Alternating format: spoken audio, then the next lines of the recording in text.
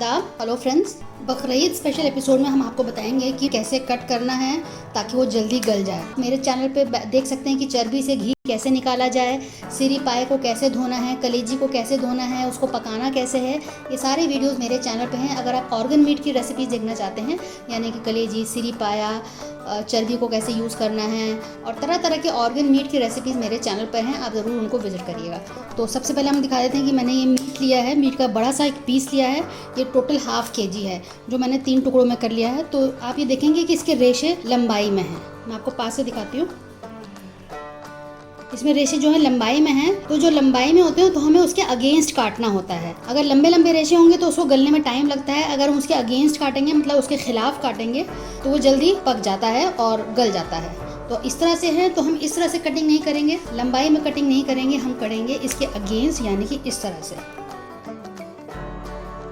तो देखिए इस तरह से मैंने काटा है। इसमें रेशे ऐसे ऐसे थे लंबाई में और मैंने इसको इस तरह से काटा है, तो ये जल्दी गलेगा। तो आपको इसी तरह से कटिंग करनी है। तो सारे हम इस तरह से लंबाई में, तो इस तरह से हमने कटिंग कर ली है। तो ये अब इजीली मैरिनेट हो जाएंगे और गल जाएंगे और उनको पकाने में ज़्यादा टाइम नहीं लगेगा। इस तरह से आप पतले पतले और लंबे लंबे अगेंस्ट द ग्रेन्स काट लीजिए। टिप नंबर 2 है कि अगर आपके पीसेस बहुत मोटे मोटे हैं, ये तो भी मैंने खैर पतले कर दिए, अगर आपके जैसे एक पीस मैंने छोड़ दिया है मोटा, अगर आपको इसको पतला करना है तो एक इस तरह का कुछ भी ले लीजिए। इसको हम थोड़ा सा पीटेंगे इस तरह से।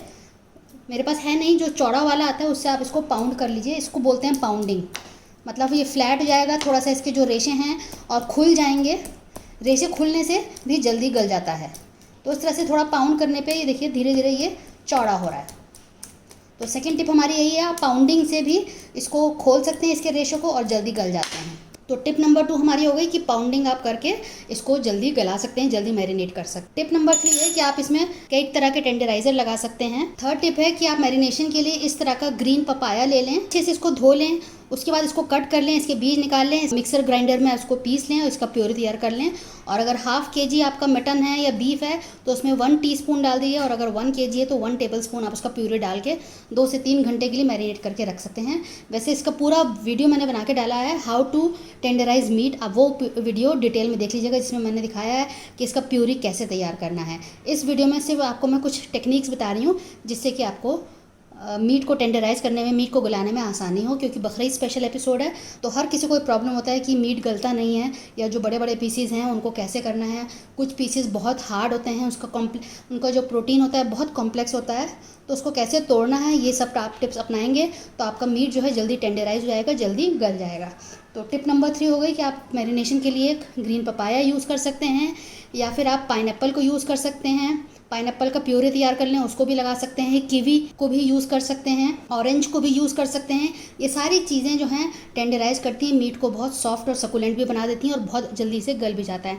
कोई भी आप मैरिनेशन लगाएं उसको 2 से 3 घंटा ज़रूर रखें और रूम टेम्परेचर पर रखें। बहुत ज़्यादा ठंडे में नहीं रखें, बहुत ज़्यादा फ्रिज में रख देंगे ठंडा हो जाएगा, उसको फिर गलाने वक्त अब वो ऐंठ जाएगा एकदम से। फ्रिज का निकाला हुआ चीज़ आप पकाएंगे वो ऐंठ जाता है, तो आपको ऐसा नहीं करना है। अगर आप फ्रिज में भी रख रहे हैं उसको आधा पौना घंटा बाहर रखिए, तब उसको आप पकाइए थोड़ा सा नॉर्मल टेम्परेचर पर आने पे। टिप नंबर 4 है कि आप सिंथेटिक विनेगर यूज़ कर सकते हैं। आप सिंथेटिक विनेगर यूज़ कर सकते हैं, कोई भी ले लें आप, वो भी मैरिनेशन में बहुत अच्छे से काम आता है। 5th टिप है हमारी बेकिंग सोडा।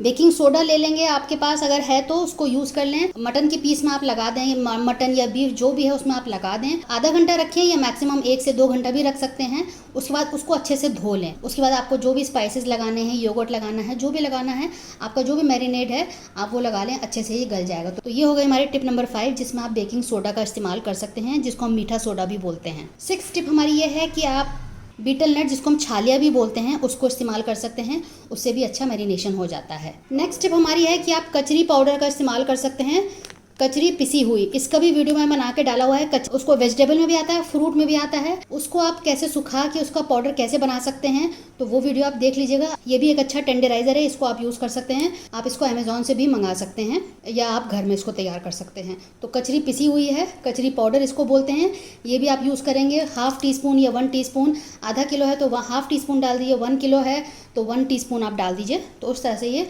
काम करता है और अच्छा मैरिनेशन हो जाता है। कोई भी आप मैरिनेशन करें उसको आप 2 से 3 घंटा ज़रूर रखें। सिर्फ बेकिंग सोडा में ये है कि थोड़ा कम टाइम रखें, उसके बाद अपने जो स्पाइसेस हैं वो डाल दें। जितने भी आपको मैंने टेंडराइज़र दिखाए हैं, आपको सबको कम से कम 2 से 3 घंटा ज़रूर रखिएगा, तो अच्छा गलावट आ जाएगी। और हाउ टू यूज़ टेंडराइज़र का लिंक आपको डिस्क्रिप्शन बॉक्स में मिल जाएगा और ऊपर एक आई बटन आता है, उस पर भी आपको वो मिल जाएगा, तो वो आप ज़रूर देख लीजिएगा। बकरीद स्पेशल एपिसोड है, आप उसमें ज़रूर इन टेक्निक्स को अपनाइएगा, आपको बिल्कुल भी परेशानी नहीं होगी। इसी तरह से अपने आप मीट को टेंडराइज कर सकते हैं, गला सकते हैं बहुत ही आसानी से। कोई भी बेकिंग सोडा सबसे लास्ट में मैं रखूँगी, लेकिन सबसे ऊपर मैं पपाया के पेस्ट को रखूँगी, दूसरे नंबर पर मैं आप रखूँगी कचरी पाउडर को, तीसरे नंबर पर रखूँगी विनेगर को।